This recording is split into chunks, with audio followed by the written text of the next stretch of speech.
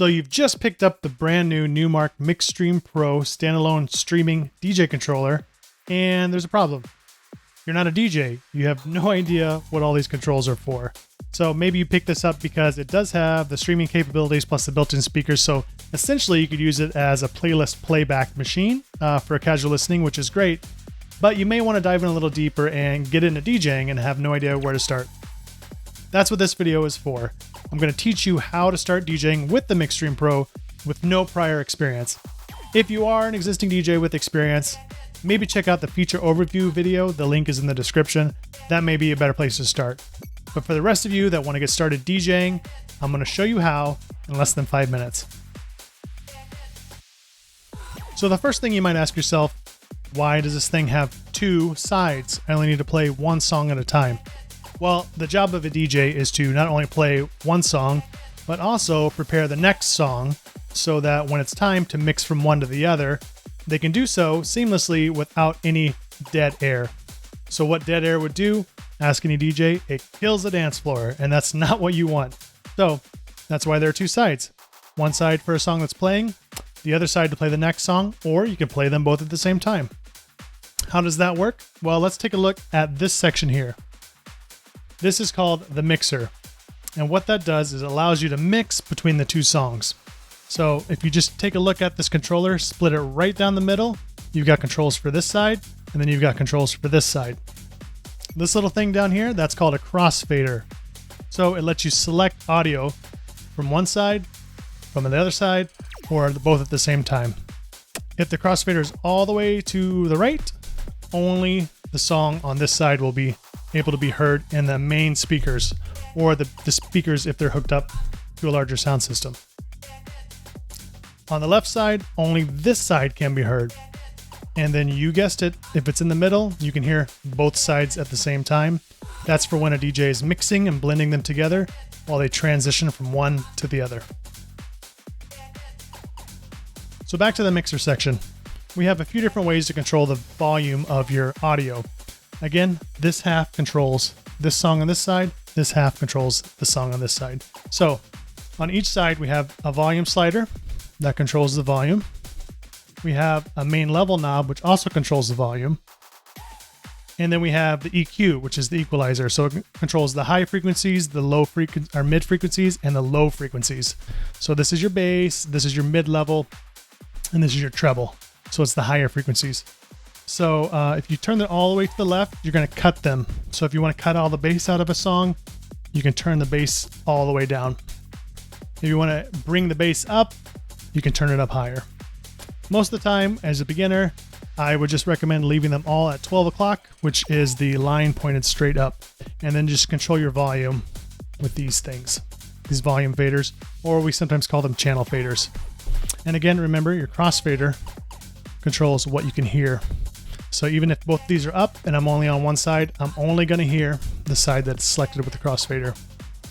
If it's in the middle, I'll hear them both, but I could still independently control their volume. Now, when you boot up your Mixstream Pro, you're going to see these sample tracks loaded. Now this is the default screen. And so what do I do with these? I want to load a song. Well, you can just swipe to the right at this view and release, and then to say select the deck to load. Again, remember, this song is for this deck, this song is for this deck. I'm just going to tap one and I'll load it to that side. Now you notice it switched the view. Now we're in a different view where we have the song list in the middle and we can see both sides, left side, right side. Now there is an additional view. If you hold shift and press view, you can see them in a larger waveform, but you don't see your library. So I would recommend starting out just to stick with this view because you can see both tracks, the left and the right, and you can see your library, and it makes it easier to figure things out. So we loaded this song over to this left deck. So again, everything from this over will control that song. So let's play a track. We have the track loaded here. We have a big green play button. The crossfader is in the middle, so that means we can hear both sides, but we only have this track loaded up, so we're only going to hear that track. So I push play, and then it goes. And you can see the waveform is going, the track is moving. And if I wanted to load another song, I have this song going now. My crossfader is all the way over, so I'm only going to hear this side. Then I'm just going to load another song. so that one's ready to go on this side. So when the time is right, I can just bring this all the way over and play that song. And go back to this side and go back to that side. I can play them both and control their volume here. But if you listen right now, it's kind of a big jumbled mess. It's not too bad. It's not horribly off, but it's definitely not a smooth mix. And it just gets worse as time goes on. So how do we fix that? Well, that's because these songs are not the same tempo. If you look at the numbers to the right of the tracks, that's called BPM, or beats per minute. And so for songs to match and so that they sound really good when a DJ is transitioning from one to the other, the tempo has to be the same and they have to be played at the right times. And that's the whole point of DJing, is to keep blending those songs together so that the dance floor has no excuse to stop dancing because the tempo keeps going and they just keep dancing the entire evening. So on the Mixstream Pro, it's easy to match these tempos. So this song on this deck is 124 beats per minute. This song is 125. It's only 1 beat per minute faster, but that's where sync comes in handy. So this is my song I'm playing. If I push sync on this side, it'll adjust that tempo to match. And now when I play it, I wait for the right time. See how it sounds right on, locked on beat. So then I can fade this one out.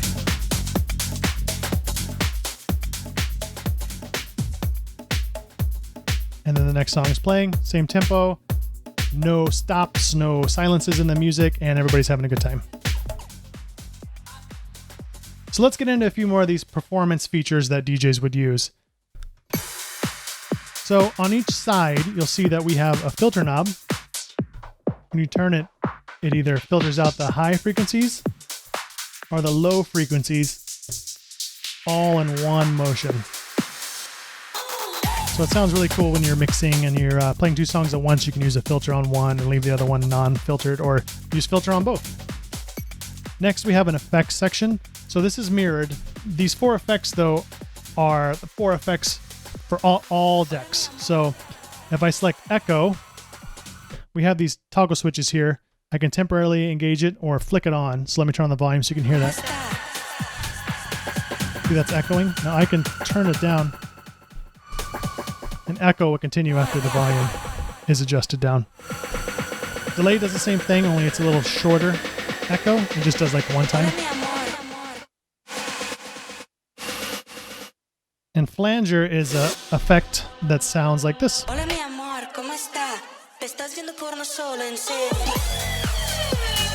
Phaser is very similar. And again, I can just temporarily use it like that.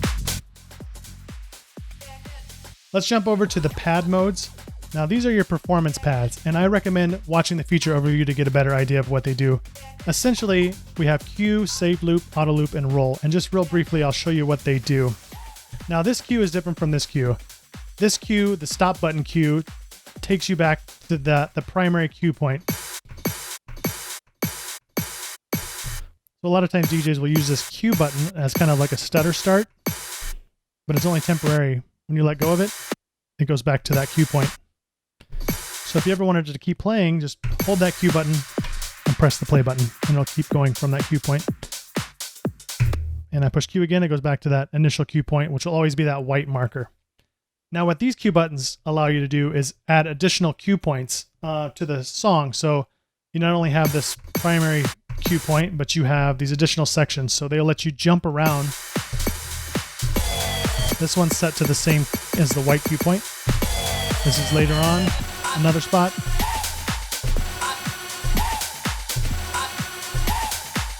So then you can just jump around throughout the entire track. One thing worth noting is you have 4 cue points here, but if you push this cue button again, you have another 4. So you can add, 5, 6, 7, 8. Same holds true for all of these other features. You push it once, you get 4 options. You push it again, you get 4 more options. So I'll jump to auto loop real quick and show you what that does. That basically will loop a section of the song for a certain number of beats. If you look at the screen, you see 4, 8, 16, 32. Now if I push auto loop again, we have 1/4, 1/2, 1, and 2. That's the number of beats that it will loop. So I'll play it and I'll do like 2. And it seamlessly will loop those 2 beats.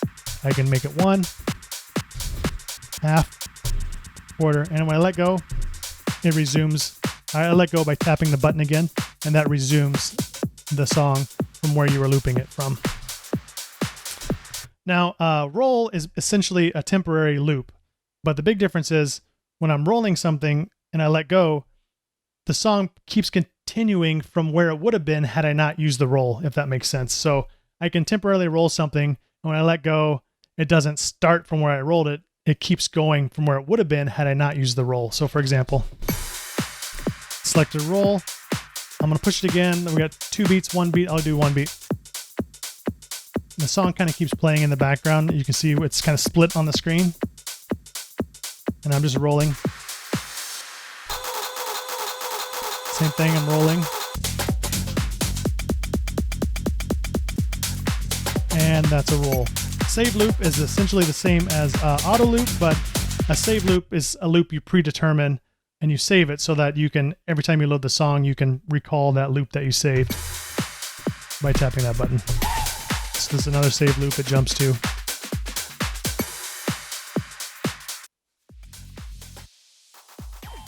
Now let's talk about the jog wheels and scratching, which is an essential DJ skill that many enjoy. And now you can scratch on your Mixstream Pro with Smart Scratch. What Smart Scratch does is it will allow you to scratch, but again, like roll, the song keeps playing in the background. So if you're playing a song and you want to scratch that song that's playing, you can do that. But as soon as you let go of the scratching, it will continue from where it would have been had you not scratched. So first thing we need to know, the top of these jog wheels is touch sensitive. Meaning if I put my finger on it and move it back and forth, I'm scratching. It's essentially like a record. The outside ring is a pitch bend. So if I'm going this way, while the track is playing, I speed it up temporarily. If I go backwards, it slows it down temporarily. And why DJs would do that is if they're mixing those tracks together and maybe one, they missed it and they didn't put it in at the right time and they're a little late, they can nudge it forward to speed it up just enough to match it up so that the beats are aligned. Now let's look at the Smart Scratch. So I'll do a few Smart Scratches and you'll notice I can just Smart Scratch, let go, and the song keeps playing.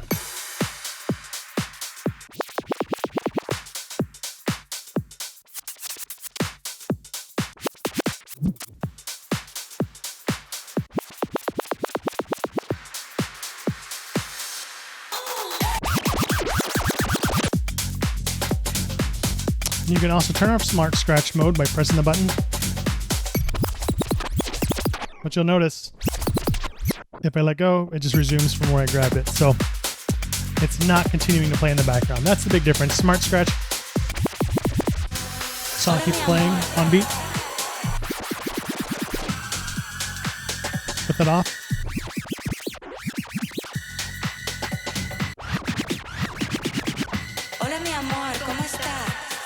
Without Smart Scratch, it just pauses it while I scratch.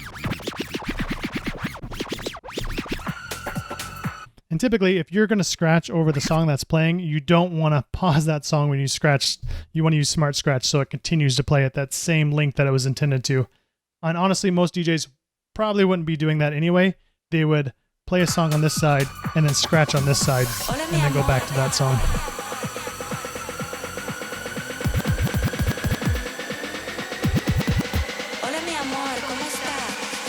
And then you saw I used the crossfader there. That's what scratch DJs would use to temporarily bring in the sound and then cut it back off like that. So essentially, you are DJing. One thing to keep in mind, if you ever get mixed up or you're in some menu somewhere and you're like, how do I get back? Just push the view button and you'll go back to your library view and you should be good there. You also have the back button that you can use at your disposal as you dig in and you get a little lost maybe. Just hit view to get back to where you are or go back to the previous screen and you should be good to go. The rest of these DJ features are a little more advanced, especially as you dig in deeper to Engine DJ, which is the software that runs the Mixstream Pro.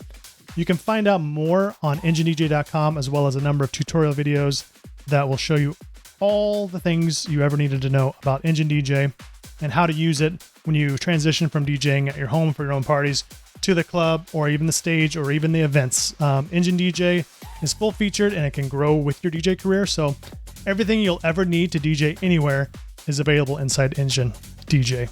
So go to enginedj.com to learn more about Engine DJ. For the Mixstream Pro, we have a number of tutorials and videos on YouTube to help get you going and started. So check those out. Comment below if you need something specific, and we'll help you out. Welcome to the world of DJing. We're so glad you're here. Have fun with your new Mixstream Pro.